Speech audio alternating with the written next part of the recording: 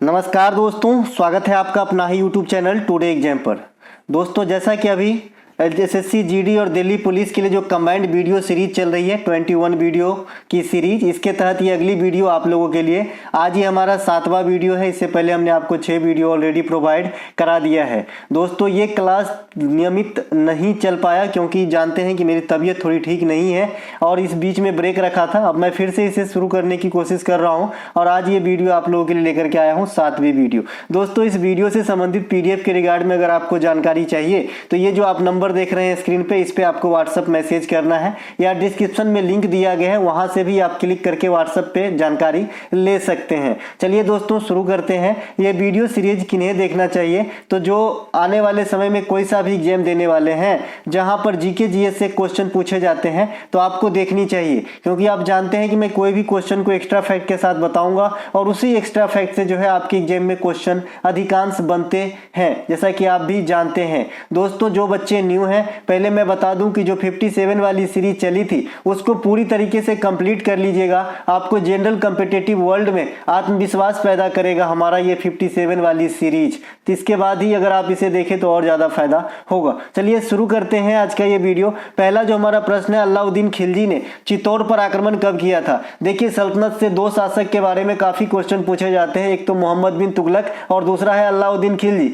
ये दोनों काफी इंपोर्टेंसी रखती है अपने अपने काल में नए नए चीजों के सृजन करने के लिए, इसीलिए आपसे यहां से ज्यादा क्वेश्चन पूछे जाते हैं। तो अलाउद्दीन खिलजी ने चित्तौड़ पे 1303 ईस्वी में आक्रमण किया था। अलाउद्दीन खिलजी ने चित्तौड़ पे जब आक्रमण किया तो उस समय चित्तौड़ पे किसका शासन था? राणा रतन सिंह का। आपने पद्मावत पिक्चर में शाहिद कपूर को देखा होगा। इसके अलावा अलाउद्दीन खिलजी ने दक्षिण भारत को विजय करने के लिए सेनापति के रूप में किसे सिलेक्ट किया था? तो मलिक काफूर को। मलिक काफूर सेनापति थे जब अलाउद्दीन खिलजी ने दक्षिण भारत अभियान जो है विजय किया था। इसके अलावा खिलजी वंश के शासक अलाउद्दीन खिलजी का शासन अवधि जो है कब से कब तक रहा? ये डायरेक्ट हिट करता है आपके एग्जाम में, है ना, कि अलाउद्दीन खिलजी के शासन अवधि कब से कब तक? तो बताइएगा 1296 से 1316 ईस्वी तक, 20 साल तक इन्होंने शासन किया था। अलाउद्दीन खिलजी ने सहना-ए मंडी, है ना, सहना-ए मंडी, हजार खंबा महल, सीरी का किला, बाजार नियंत्रण प्रणाली, अलाई दरवाजा इत्यादि से जुड़े रहे।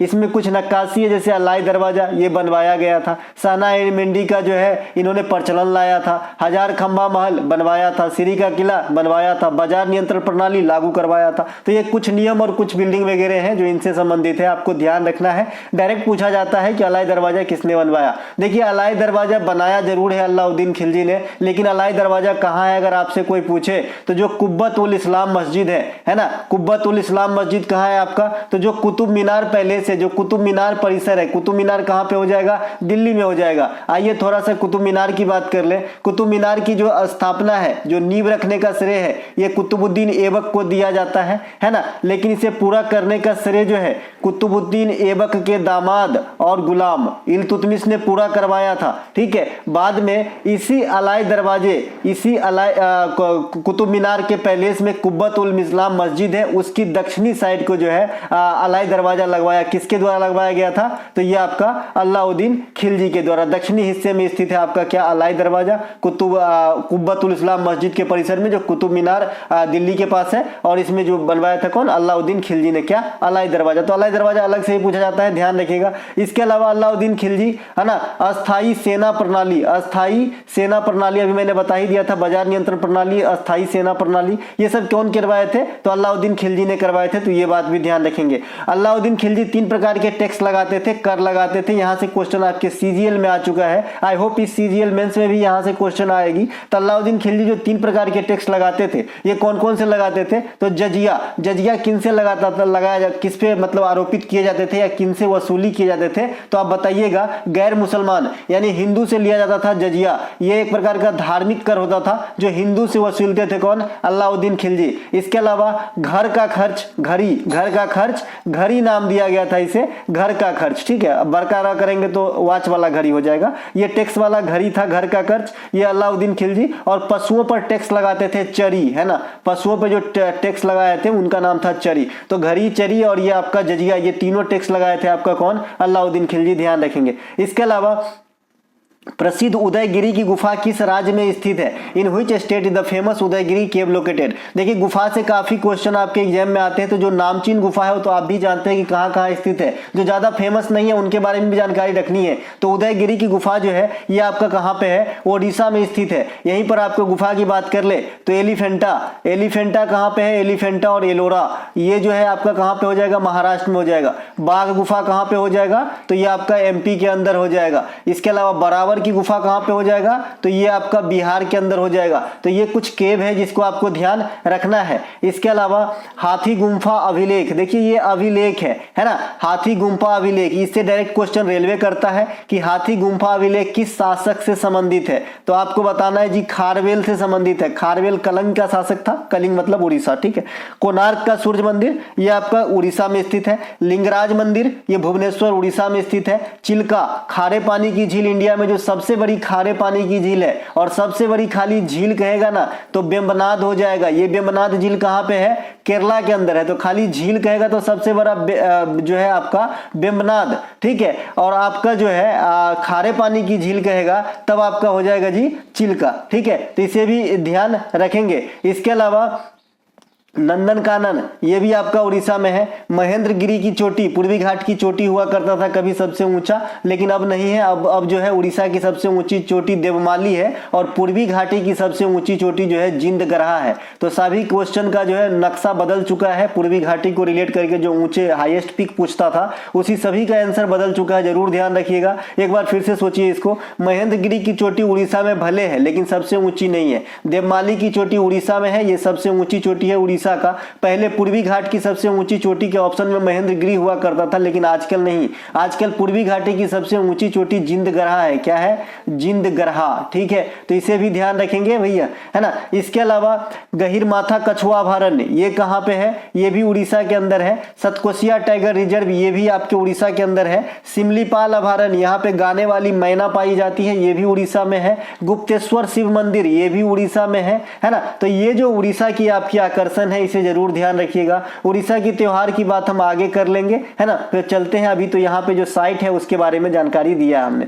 उदयपुर वन्य जीव अभयारण्य, देखिए ये उदयगिरी केव था तो उसी हिसाब से एक उदयपुर वन्य जीव अभयारण्य है। देखिए उदयपुर राजस्थान में जगह का नाम भी है जहाँ पे कई सारे झील है ना। लेकिन अगर उदयपुर वन्य जीव अभयारण्य आपसे पूछता है और ऑप्शन में पश्चिमी चंपारण है तो पश्चिमी चंपारण को भी टिक कीजिएगा, क्योंकि बिहार की एग्जाम काफी सारे नजदीक है और जो बच्चे मुझसे जुड़े हुए हैं उसमें मैं मानता हूं कि बिहार की एग्जाम भी देंगे, है ना। तो उदयपुर वन्यजीव अभयारण्य पश्चिमी चंपारण बिहार में भी है, तो ये बात भी ध्यान रखेंगे। इसके अलावा उड़ीसा में खनिज के दृष्टिकोण से देखें तो क्या क्या मिलता है? तो क्रोमाइट मिलता है, कच्चा लोहा मिलता है। ये सबसे अधिक जो वर्तमान में उत्खनन करते हैं ये आपका बॉक्साइट भी मिलता है, मैग्नीज भी मिलता है। लेकिन मैं यहाँ पे बात कर रहा हूँ कि क्रोमाइट और कच्चा लोहा इनकी वर्तमान में सबसे ज्यादा उत्खनन जो है ये आपका उड़ीसा से ही होता है, ठीक है। अब हम थोड़ा सा जगह के लिहाज से बात कर लेते हैं कि उड़ीसा में किस जगह पे कौन से मिनरल्स आपको देखने को मिलेंगे। तो उड़ीसा के मयूरभंज में आएंगे और संबलपुर में आएंगे तो यहाँ पे मुझे तांबा मिल जाएगा,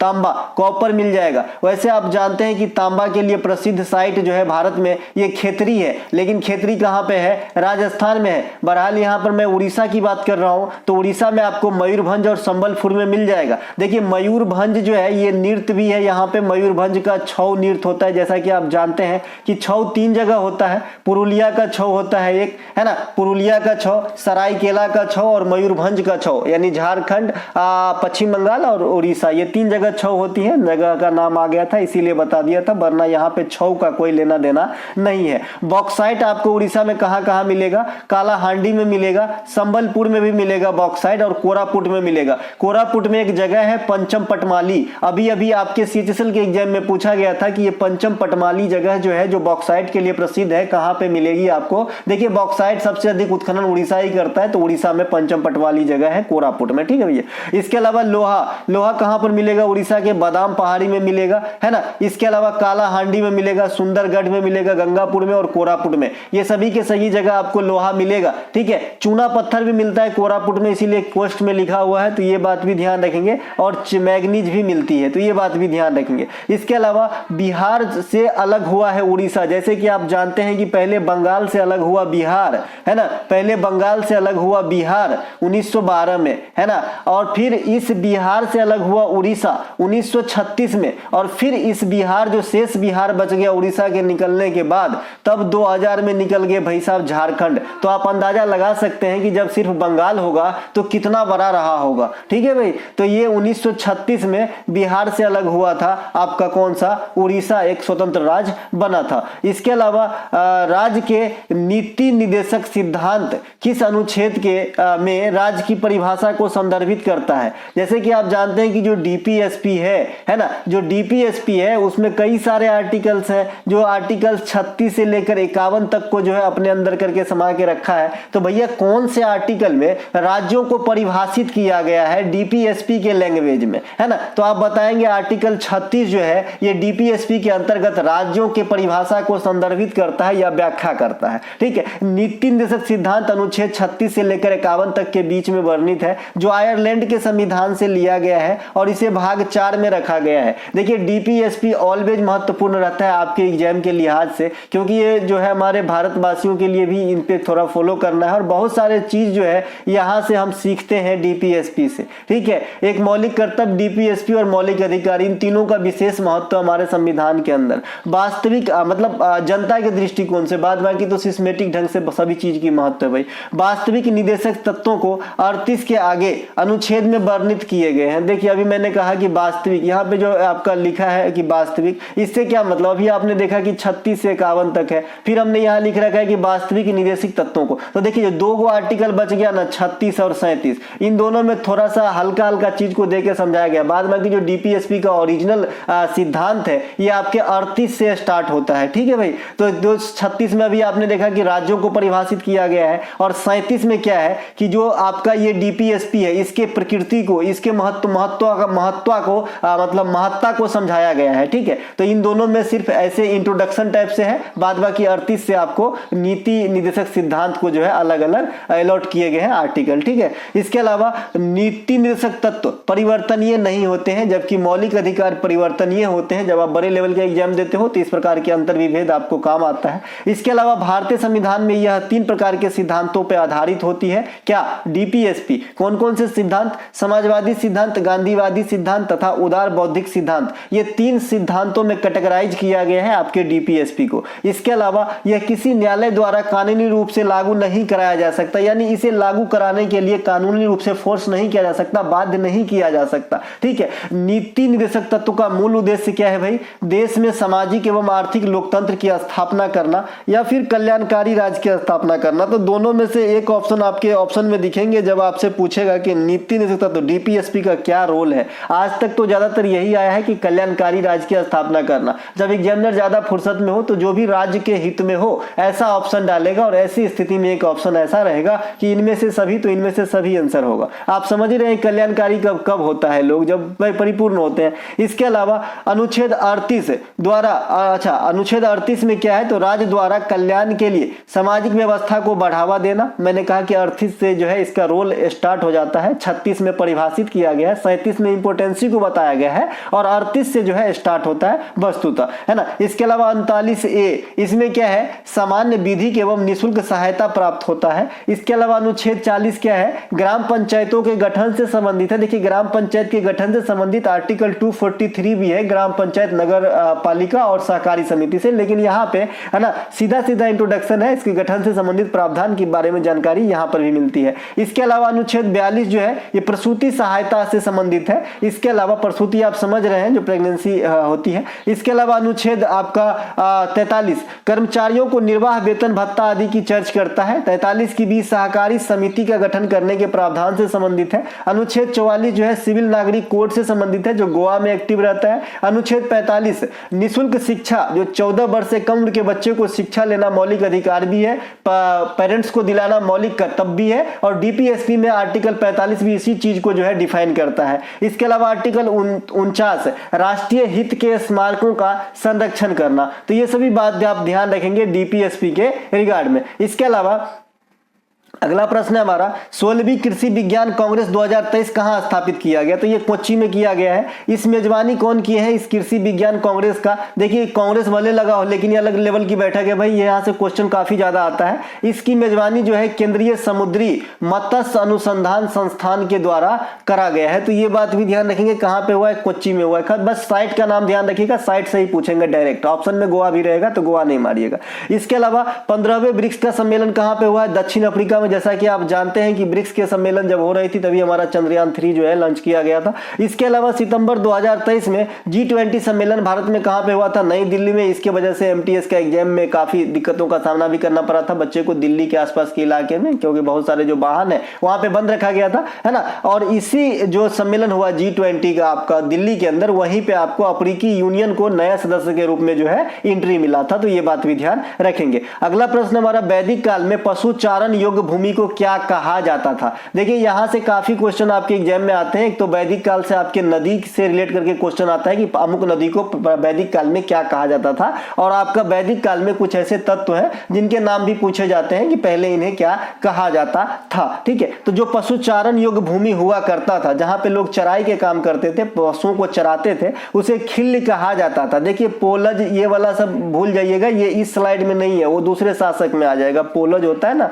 पोलज वाला, बंजर वाला, है ना। तो ये दूसरी बात है, ये मैं वैदिक काल में हूं, है ना। तो भाई वैदिक काल में जो पशुचारण योग्य भूमि होता था उसे खिल्ल कहा जाता था। वैदिक काल में गाय को अघन्य कहा जाता था, न मारने योग्य। अतिथि को गोहना कहा जाता था। ये सभी क्वेश्चन आपके एग्जाम में आए हैं। देखिए मैं बकवासियत करता ही नहीं और ऐसा क्वेश्चन लाता ही नहीं जो आपके एग्जाम में ना आए। मैं ऐसा ही क्वेश्चन लाऊंगा जो एग्जाम में आए, इसीलिए निसंदेह होकर वीडियो को अंत तक बने रहिएगा। और जो बच्चे गारंटी है कि अगर आपने मेरे साथ कुछ ही समय बिताया तो आप खुद ही पाएंगे कि मैं पहले से बहुत ज्यादा बेटर हो गया हूं। युद्ध को जो है गविष्ट कहा जाता था, गविष्ट। इसके अलावा पुत्री को दुहिता, उपजाऊ भूमि को उर्वरा, धनी व्यक्ति को गोमत कहा जाता था। तो ये सब वैदिक काल में इस्तेमाल होने वाले टर्म्स हैं। इसके अलावा सत्यमेव जयते कहां से लिया गया है? तो मुंडक उपनिषद से लिया गया है। एकलव्य गार्गी संवाद 2 करोड़ बार आपने अटेंड किया होगा इस क्वेश्चन को, तो ये आपका बृहदारण्यक के उपनिषद में मिलेगा। कहां मिलेगा? बृहदारण्यक उपनिषद में। यम नचिकेता संवाद कहां मिलेगा?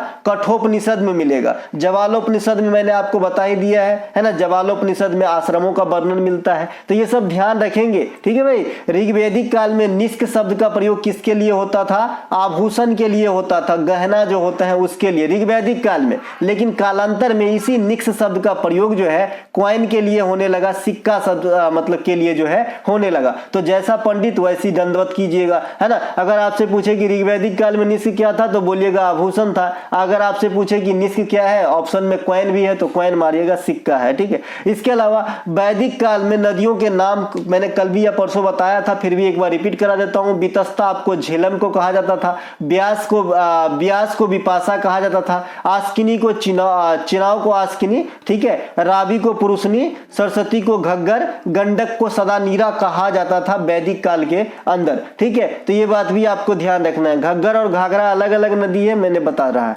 इसके अलावा किसने विद्युत चुंबकीय विज्ञान की शाखा की खोज कर उसका नामकरण किया था? तो विद्युत चुंबकीय विज्ञान की खोज और उनका नामकरण का श्रेय जो दिया जाता है आंद्रे मेरी एम्पियर को दिया जाता है। आंद्रे मेरी एम्पियर को दिया जाता है। एम्पियर से कुछ याद आया कि विद्युत धारा का जो SI मात्रक है ना, विद्युत धारा, है ना, विद्युत धारा का मात्रक एम्पियर है। सही है भाई, एम्पियर होता है, ठीक है, एम्पियर होता है। तो इसे भी ध्यान रखेंगे। विद्युत धारा को ए से डिनोट करते हैं, विद्युत धारा को, एम्पियर को ए से लिखते हैं, ठीक है। तो आंद्रे मेरी एम्पियर जो है इनके खोजकर्ता और उनके नाम जो है दिए थे। विद्युत चुंबकीय प्रेरण तथा विद्युत अपघटन की खोज कौन किए थे भाई? माइकल फैराडे ने किए थे। तो ये बात भी आपको ध्यान रखना है। आपसे डायरेक्ट क्वेश्चन पूछता है कि विद्युत चुंबकीय प्रेरण की खोज किसने किया था? तो माइकल फैराडे ने किया था। इसके अलावा जब आप कैपेसिटर यूज करते हो तो वहां पर भी आप माइकल फैराडे में रेटिंग मतलब फैराडे में उसका रेटिंग होता है। फैराडे का साइन कुछ इस प्रकार से होता है कि यू लिखा होता है और इसमें एक ऐसे डंटा होता है, ऐसे डंटा और ऐसे, इस प्रकार से जो है फैराडे का साइन होता है। इसके अलावा प्रकाश के विद्युतीय प्रभाव की खोज किसने किया था? तो हेनरिक रुडोल्फ हर्ट्ज ने किया था। हर्ट्ज ने प्रकाश के विद्युतीय प्रभाव का खोज, है ना। इसके अलावा फ्रीक्वेंसी का मात्रक भी हर्ट्ज होता है, तो ये बात भी ध्यान रखेंगे। इसके अलावा सापेक्षता का सामान्य सिद्धांत किसने दिया था? अल्बर्ट आइंस्टीन ने दिया था। इसी कारण इन्हें नोबेल पुरस्कार दिया गया था। विद्युत चुंबकीय सिद्धांत कौन दिए थे भाई? जेम्स क्लार्क मैक्सवेल ने दिया था। रेडियो सक्रियता की खोज किसने किया था? हेनरी बैकुरल ने किया था। हालांकि इसमें जो है क्यूरी ने भी इन्हें मदद किया था, लेकिन ओरिजिनल रूप से हेनरी बैकुरल को ही दिया जाता है श्रेय रेडियो सक्रिय पदार्थ की खोज करने का। इसके अलावा गति का नियम किसने दिया था? न्यूटन ने दिया था। और ग्रहों के गति का नियम किसने दिया था? तो केपलर ने दिया था। तो ये सभी कुछ जो खोज है आपको जरूर ध्यान रखना है। इसके अलावा कोशिका की तो बहुत हो गई, रॉबर्ट हुक और आपका जो है ल्यूवेनहॉक, है ना। इसके अलावा इलेक्ट्रॉन, प्रोटॉन, न्यूट्रॉन तो जानते ही है ना, जे थॉमसन, गोल्डस्टीन और चैडविक। इसके अलावा इजराइल में फंसे भारतीयों को लाने के लिए भारत सरकार द्वारा कौन सा ऑपरेशन चलाया गया? जैसे कि अभी आप जानते हैं हमास, इजराइल, है ना, गाजा पट्टी, ये सब एकदम काफी चर्चे में है भाई साहब। एकदम जो है माहौल काफी तांडव जैसा बना हुआ है, काफी क्षति हो रहे हैं जान माल की, है ना। तो यहाँ पे जो भारतीय हैं जो स्वेच्छा से मतलब जो आना चाहता है इंडिया, जरूरत नहीं कि सबको निकालना है, ऐसा अभियान नहीं है, जो आना चाहता है तो उसके लिए ऑपरेशन अजय चलाया गया है भारत सरकार के द्वारा। तो ये बात भी ध्यान रखेंगे। यूक्रेन में जब फंसे थे भारतीय, जब वहां पे रूस और यूक्रेन का वार चल रहा था, तो उनको भारत लाने का जो अभियान था उनका नाम ऑपरेशन गंगा दिया गया था। सीरिया में जब भूकंप आया था, तुर्की सीरिया में, तो वहां पे राहत कार्य के लिए जो हम गए थे तो उसको ऑपरेशन का नाम हमने ऑपरेशन दोस्त दिया था। म्यांमार में मोचा चक्रवात आया है। अगर आपसे पूछे कि भाई मोचा चक्रवात कहां पे आया है, तो आपको बताना है म्यांमार के अंदर आया है, जो काफी मामले में बड़े पैमाने पे जो है जान माल की क्षति पहुंचाई है। तो ऐसी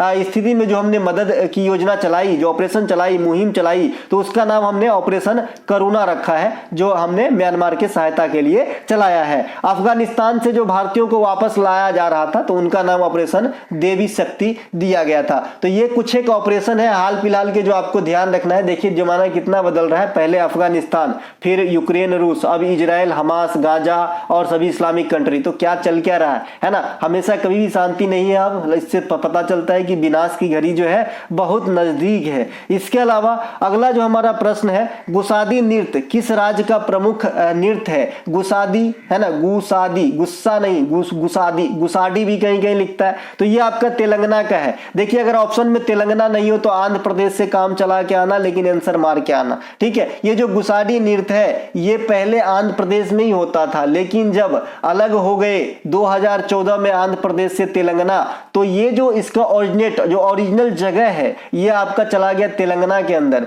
ठीक है।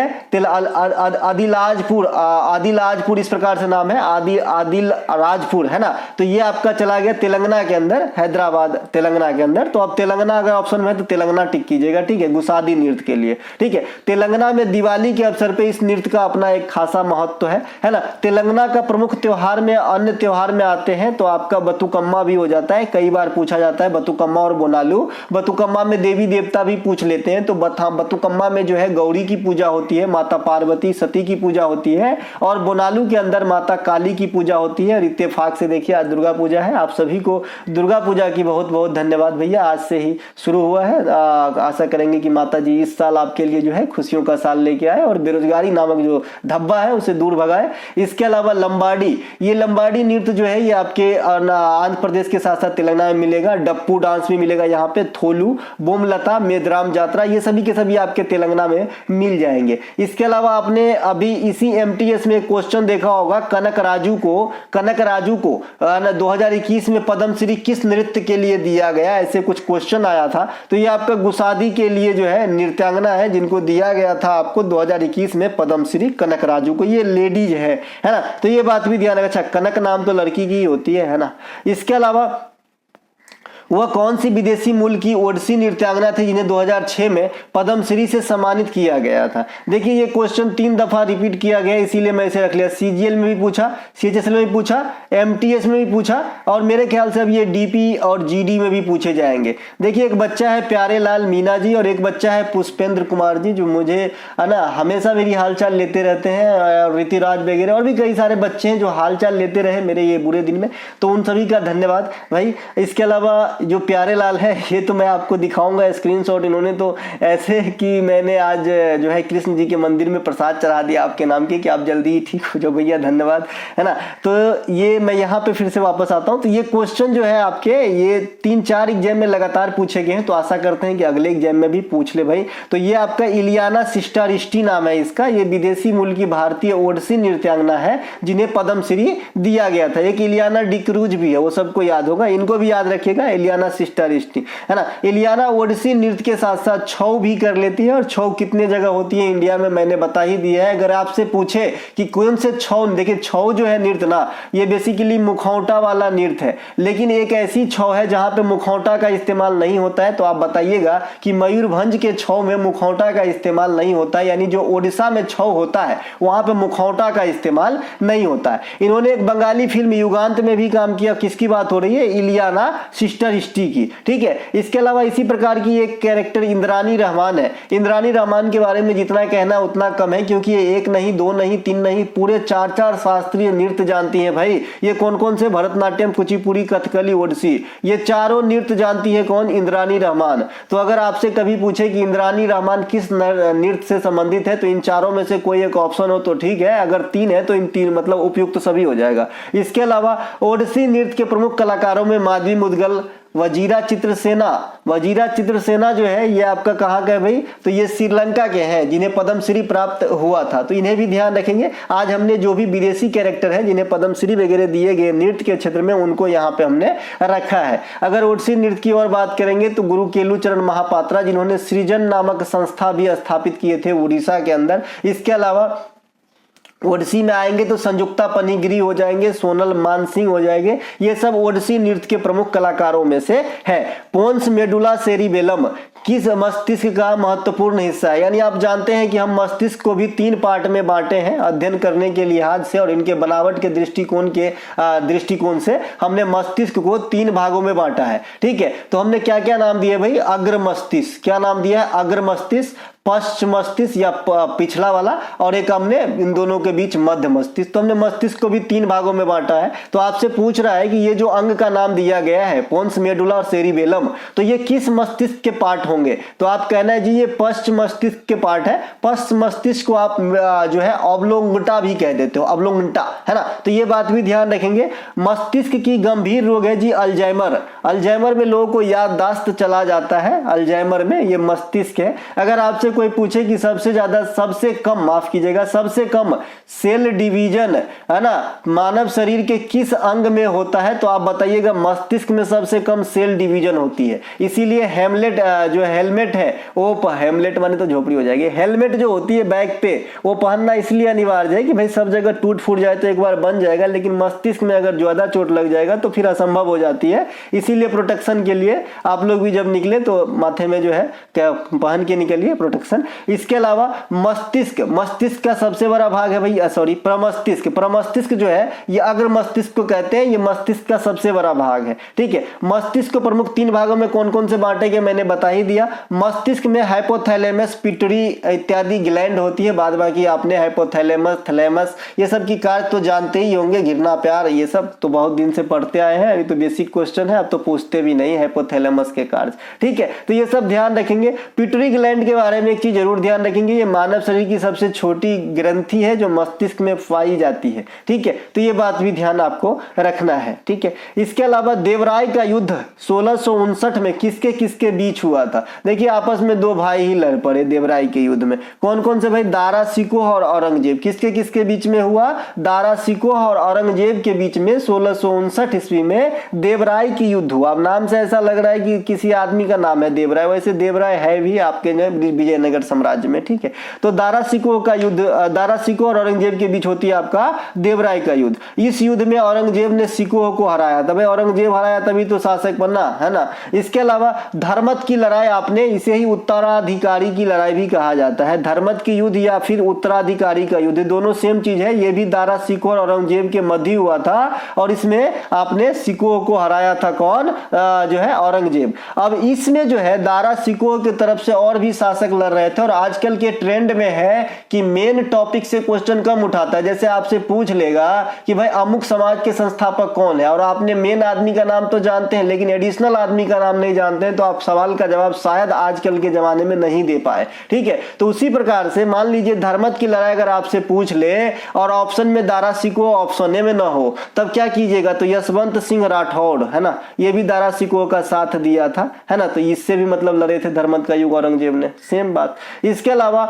बाबर के द्वारा लड़ा गया 4 युद्ध, इसके शासक की व्याख्यान मैं पहले ही कर चुका हूं, अभी बता दूं सिंपली कि कौन कौन से युद्ध हुआ। तो ये आपका हुआ जी खानवा का युद्ध, पानीपत की प्रथम लड़ाई, चंदेरी की लड़ाई और घाघरा की लड़ाई। ईस्वी सेम है 1526 से लेके 1530 तक, सॉरी 26, 27, 28, 29 तक। इसके अलावा चौसा का युद्ध 1539 और कन्नौज या बिलग्राम का युद्ध 1540। ये दोनों ही लड़ाई में सेम कैरेक्टर है, शेरशाह सूरी और हुमायूं, है ना, और दोनों ही लड़ाई में हुमायूं की ही जो है पराजय हुआ था। पानीपत की द्वितीय लड़ाई 1556 में अकबर और हेमू के मध्य होता है। पानीपत की तृतीय लड़ाई 1761 में अहमद शाह अब्दाली और मराठों के बीच में होता है, जिसमें अहमद शाह अब्दाली की विजय होती है। इसके अलावा एक तालीकोटा का युद्ध काफी इंपोर्टेंसी रखती है आपके एग्जाम के लिहाज से। तालीकोटा का युद्ध 1565 में हुआ था। इसी युद्ध के मतलब शुरुआत में जो है आपका विजयनगर साम्राज्य का पतन माना जाता है। बक्सर का युद्ध 1764 में हुआ था। पलासी का युद्ध 1757 में, है ना। तराइन की प्रथम युद्ध 1191 में और तराइन की दूसरी युद्ध 1192 में। तो ये कुछ एक युद्ध है जिनको आपको ध्यान रखना है। इसके अलावा बक्सर और पलासी के युद्ध में अंग्रेज का नाम जरूर याद रखना है। पलासी का युद्ध में जो हुआ था तो अंग्रेज थे रॉबर्ट क्लाइव और बक्सर के युद्ध में अंग्रेज थे हेक्टर मुनरो। तो दोनों बात जरूर ध्यान रखिएगा। इसके अलावा आईसीसी मेंस वर्ल्ड कप अक्टूबर 2023 के अनुसार, मतलब जो महीना चल रहा है, चूंकि आपका एग्जाम 1 महीना बाद है ना, तो 1 महीना बाद के हिसाब से प्रिपरेशन करा रहा हूं करंट की क्वेश्चन। तो 2023 के अनुसार सबसे तेज 1000 रन बनाने वाले बल्लेबाज कौन बन गए हैं? अभी अभी जो आपका जिस दिन इंडिया ऑस्ट्रेलिया को हराया है उसी मैच में जैसे ही 8 रन बना लिए डेविड वार्नर, है ना, तो सबसे कम पारी में 1000 रन वर्ल्ड कप के अंदर बनाने वाले आपका खिलाड़ी कौन बन गया?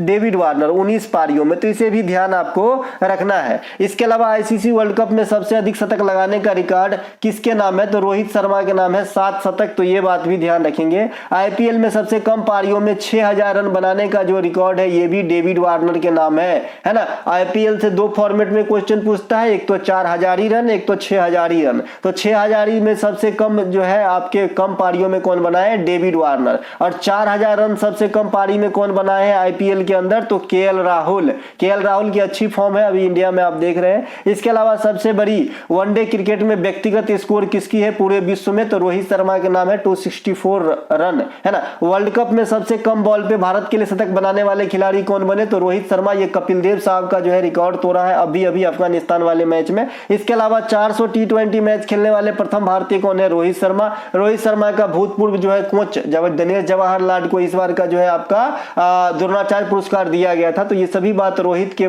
नाम जरूर याद रखेंगे, हिटमैन भी कहते हैं इसे। इसके अलावा वनडे में विराट कोहली का रन बनाने के मामले में कौन सा स्थान है भैया? 5वां स्थान है। पहला सचिन तेंदुलकर का है। और रैंक की बात करें बिरटू का तो 4था रैंक है। पहला रैंक पे कौन है? बाबर आजम, जो कल जो है कुछ खास नहीं कर पाया। विराट कोहली आईपीएल में सबसे अधिक रन बनाने वाले खिलाड़ी भी हैं, तो इन्हें भी ध्यान रखेंगे। इसके अलावा भारत के लिए इंटरनेशनल वनडे क्रिकेट में पहला शतक कौन लगाया था? तो कपिल देव ने लगाया था, तो ये बात भी ध्यान रखेंगे। और टेस्ट में पहला क्रिकेट भारत के लिए कौन लगाया? लाला अमरनाथ ने लगाया। और टी20 में भारत के लिए पहला शतक कौन लगाया? सुरेश रैना ने लगाया। तो इन तीनों खिलाड़ी का भी ध्यान जरूर रखेंगे, क्योंकि यहां से भी कई दफा क्वेश्चन आ चुका है। अब भारत में आईसीसी वर्ल्ड कप की मेजबानी की बात करेंगे, है ना। हुआ भले ही थोड़ा मैच, लेकिन 4 बार हुआ। एक बार 1987 में, 1996 में, 2011 में और 2023 में। ये तीनों बार मेजबान मतलब मेजबानी जो किए, तो इसमें जो है एक से अधिक देशों का साथ मिला, पाकिस्तान, बांग्लादेश वगैरह का। लेकिन 2023 में जो मैच हो रहे हैं ये पूर्ण रूप से भारत में होंगे और भारत के बाहर कहीं नहीं होंगे। इसके अलावा भारत 1983 और 2011 कपिल देव और महेंद्र सिंह धोनी की अगुवाई में जो है 2 बार वर्ल्ड कप अपने नाम कर चुका है। और इस बार भी हम ही जीतेंगे, नहीं तो न्यूजीलैंड जीतेगा। 2023 वर्ल्ड कप में ऑस्ट्रेलिया के टीम के कप्तान कौन है? पैट कमिंस है। देखिए ये पैट कमिंस जो है ये विवादित कप्तान है, इसीलिए आपको दिल्ली पुलिस में ये क्वेश्चन देखने को मिलेगा कि 2023 आईसीसी वर्ल्ड कप में ऑस्ट्रेलियाई टीम के कप्तान कौन है? तो पैट कमिंस जरूर ध्यान रखिएगा। इसलिए विवादित कप्तान है कि उसमें एक से एक मजे हुए खिलाड़ी को छोड़ के एक बॉलर जो पैट कमिंस, हालांकि ऑलराउंडर है लेकिन उतने बड़े भी ऑलराउंडर नहीं है, तो इनको जो है कैप्टेंसी दिया गया और ऑस्ट्रेलिया की हाल तो आप सभी देख रहे हैं। इसके अलावा प्रसिद्ध भारतीय लेख प्रेम वाटिका के लेखक लेखिका कौन है? देखिए प्रेम वाटिका के लेखक जो है ये रस खान साहब हैं, तो इन्हें भी ध्यान रखेंगे। पंचतंत्र के लेखक कौन है? Vishnu Sharma. Natural history Pliny, Mrichchhakatikam Shudrak लिखे हैं। महाभारत महाभाष्य लिख लीजिएगा, ठीक है। महाभारत का तो वेद व्यास हो जाएगा। इसे महाभाष्य कर लीजिएगा। महाभाष्य पतंजलि, अर्थशास्त्र चाणक्य, रघुवंशम महाकाव्य कालिदास, अभिज्ञान शाकुंतलम कालिदास, स्वपन भास दत्ता भास, है ना, स्वपन प्रवास दत्ता भास, इस प्रकार से। तो ये कुछ पुराने किताब हैं जिन्हें जरूर ध्यान रखें, आपके एग्जाम में आता है। इसके अलावा इससे थोड़ा और आगे मतलब कम समय में आएंगे, थोड़ा सा नया आएंगे तो आपके किताब आएंगे। इंडिका मेगास्थनीज ने लिखा है, रेहला इब्न बतूता ने लिखा है, ए ट्रेन टू पाकिस्तान खुशवंत सिंह आज भी पूछा जाता है, मालती माधव भावभूति आज भी पूछा जाता है, a suitable boy a suitable girl ये काफी मॉडर्न किताब विक्रम सेठ का, N unsuitable boy Karan Johar. अभी आपके स्टेनोग्राफर का जो है एग्जाम में कोई खिलाड़ी का आत्मकथा पूछा गया था, तो मैंने यहाँ पे काफी सारे बुक का पर जो है एक पूरा वीडियो बना दिया हूँ, डिस्क्रिप्शन में लिंक भी मिल जाएगा।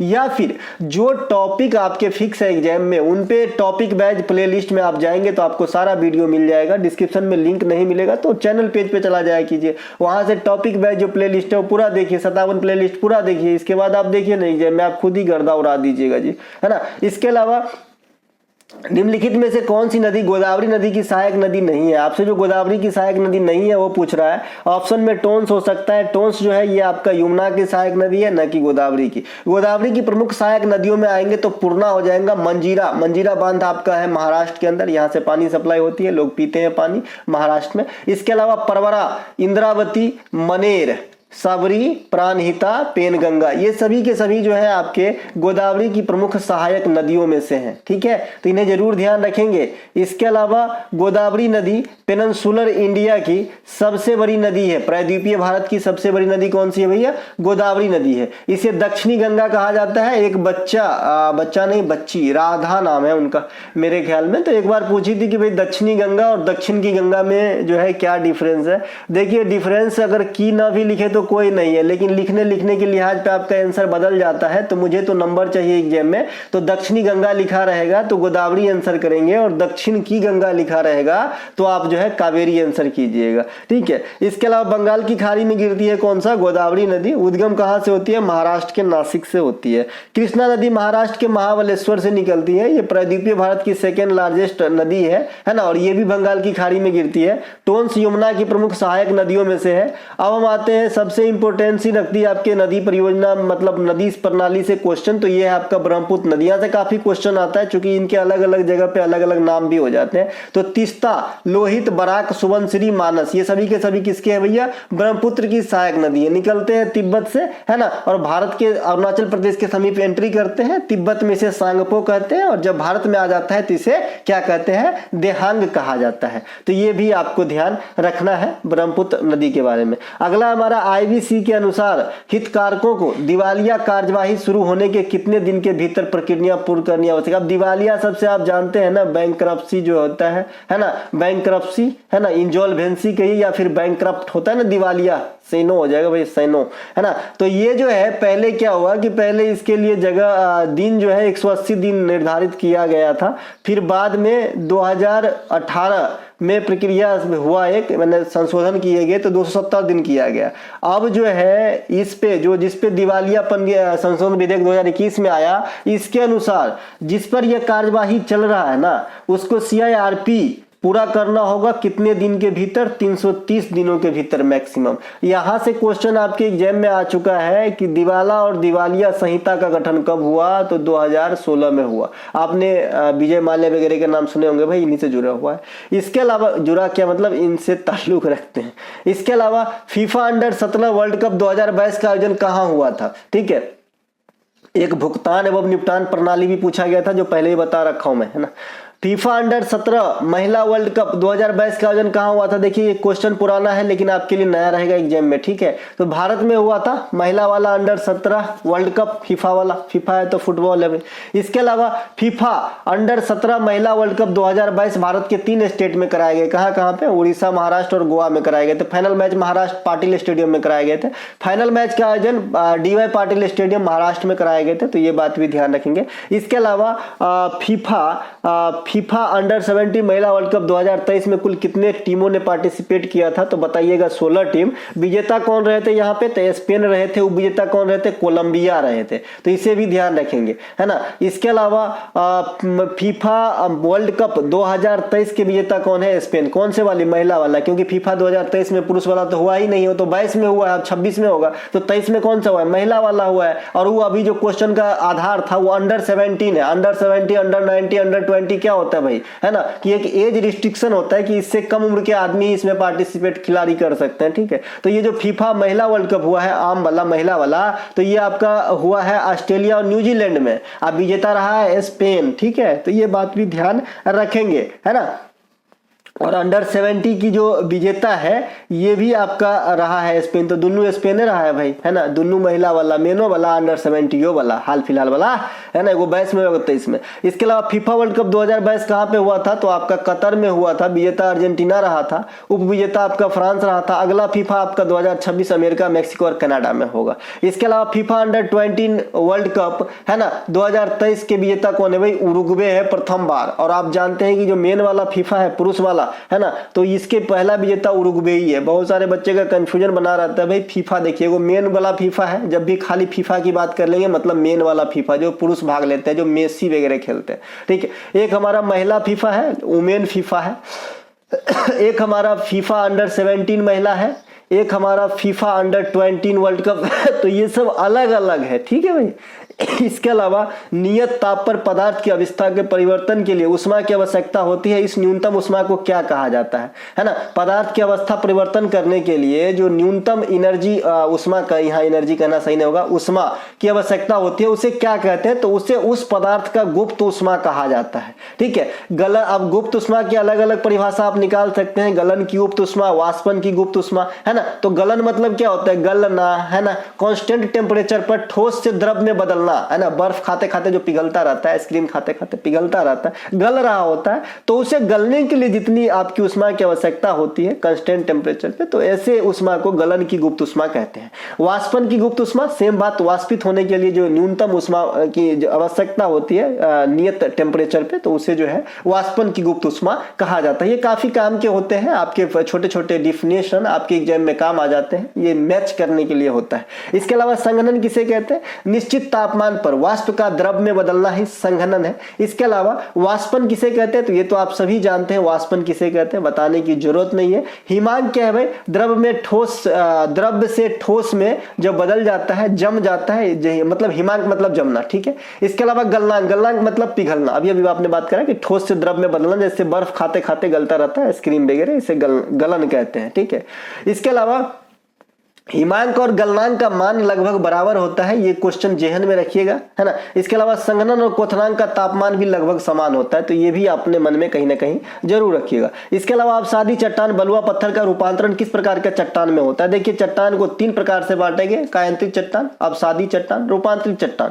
तो जो आपका अवसादी चट्टान है, जब इसका रूपांतरण होगा, है ना, तो अवसादी चट्टान में कई सारे चट्टान आते हैं, तो अवसादियों चट्टान के अंदर जो आपका बलुआ पत्थर है ना, तो इसका जब रूपांतरण होगा तो क्या चीज बनेगा, तो क्वार्टजाइट बनता है, ठीक है, आपके ऑप्शन आंसर में दिख रहा होगा। इसके अलावा कुछ प्रमुख अवसादी चट्टान जैसे आपका सेल है, चूना पत्थर है, बलुआ पत्थर है, डोलामाइट है, ये सब कैसे चट्टान का उदाहरण है, तो आप बताइएगा अवसादी चट्टान का। आग्नेय चट्टान का उदाहरण क्या है भाई, ग्रेनाइट है, बेसाल्ट है, ये सब क्या है, आग्नेय चट्टान है। ग्रेनाइट के रूपांतरण किस में होती है, जब रूपांतरित होती है तो नीस बनता है। बेसाल्ट के रूपांतरण से शिस्ट बनती है, ठीक है। रूपांतरण आग्नेय का भी हो सकता है और अवसादी का भी हो सकता है, ध्यान रखेंगे। इसके अलावा रूपांतरित चट्टानों की उत्पत्ति आग्नेय तथा अवसादी दोनों प्रकार के चट्टानों से होता है, यही बात मैंने मौखिक रूप से भी बताया था। काली मिट्टी का निर्माण कैसे होता है, अगर आपसे पूछो, और पूछा भी गया है, पूछे क्या, है ना, तो काली मिट्टी का निर्माण जो है आग्नेय चट्टान के क्षरण से होती है, क्षरण प्रोसेस से। काली मिट्टी को कपासी रेगुर मिट्टी भी कहा जाता है या ब्लैक चेरनोजम भी कहा जाता है। इसमें कपास की खेती अच्छी होती है। डेक्कन के जो भी पठारी इलाका है वहां पे आपको काली मिट्टी देखने को मिलेगा। लेटेराइट मिट्टी का निर्माण लीचिंग प्रोसेस से होती है, ये भी क्वेश्चन आपके एमटीएस में पूछा गया था। इसके अलावा अवसादी चट्टान में जीवाश्म पाए जाते हैं। जीवाश्म मतलब समझते हैं ना, जीव जंतु के अंश जो होते हैं, तो जीवाश्म जो है आपके अवसादी चट्टान में पाए जाएंगे, जबकि आग्नेय चट्टान में जीवाश्म नहीं पाए जाते हैं। तो ये दोनों बात भी आपको स्पष्ट रूप से ध्यान रखना है। अगला प्रश्न है हमारा, न्यूनतम आय गारंटी विधेयक पास करने वाला भारत का पहला राज्य कौन बना है? तो न्यूनतम आय गारंटी विधेयक पास करने वाला भारत का पहला राज्य राजस्थान बन गया है। जैसा कि आप जानते हैं कि हमारे इंडिया में है ना, जो मनरेगा है उसके तहत हमें 100 दिन की रोजगार जो है मुहैया कराए जाते हैं, लेकिन राजस्थान में है ना, ये विधेयक पास करने के बाद 125 दिन तक जो है आपको रोजगार मिलेगा, है ना, यानी 25 दिन रोजगार गारंटी इस फंड से आएंगे, इस बिल से आएंगे। ठीक है, राजस्थान हाल फिलहाल में ही कौन कौन से विधेयक पास किया है? तो राजस्थान जेल विधेयक, है ना, विधेयक, इसके अलावा एडवोकेट प्रोटेक्शन बिल भी पास किया है राजस्थान। तो एडवोकेट प्रोटेक्शन बिल आपके एग्जाम में आ चुका है, अन्य दो आपके लिए सुरक्षित है। इसके अलावा राजस्थान में मनरेगा के अलावा 25 दिन के अधिक रोजगार देने की बात करी गई है इसी बिल से, मैंने जैसे कि बात कर ही लिया। मनरेगा सालाना 100 दिन का रोजगार देता है, ये बात भी बता ही दिया। इसके अलावा भारत में जो कुछ राज्य हैं जो प्रथम स्थान रखा या फिर चर्चा में बने रहे, उनको देख लेते हैं। भारत का पहला जैविक राज्य कौन से भाई? तो सिक्किम बना था। इसके अलावा पहला डिजिटल राज्य केरल बना था। पहला डिजिटल केंद्र शासित प्रदेश जम्मू कश्मीर। पहला पेपरलेस विधानसभा नागालैंड में। पहला पेपरलेस बजट किस राज्य ने पेश किया था? उत्तर प्रदेश ने पेश किया था। किस उच्च न्यायालय में जस्टिस क्लॉक लगाया गया था? तो बताइएगा, गुजरात में लगाया गया था। जस्टिस क्लॉक मतलब न्यायालय के बाहर एक घड़ी रहेगा जिसमें मामला अंदर क्या चल रहा है उसके बारे में जानकारी प्राप्त होती रहेगी। जातीय जनगणना कराने वाला प्रथम राज्य कौन बना है भाई? बिहार। इससे क्वेश्चन मैंने पहले बता दिया था। बच्चों के लिए अलग से बजट में रकम आवंटित या फिर अलग से रखने के लिए भाई ये चीज जो है बच्चे पे खर्च किया जाएगा, तो ऐसे करने वाले प्रथम राज्य मध्य प्रदेश बना है।